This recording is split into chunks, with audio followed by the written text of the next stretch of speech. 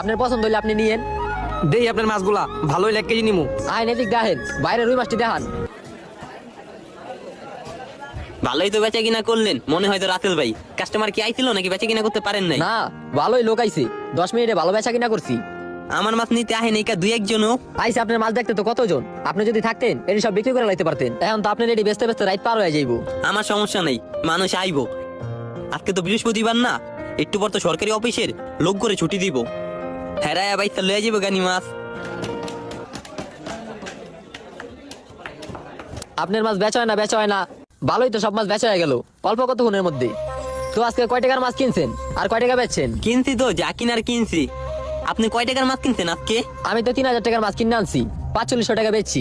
আমিও তো 3000 টাকার মাছ কিনছি, কিন্তু টোটাল হিসাব করতে পারি নাই কা কত টাকা বেচছি। দাঁড়ান গইনা দেখি, 1 2 3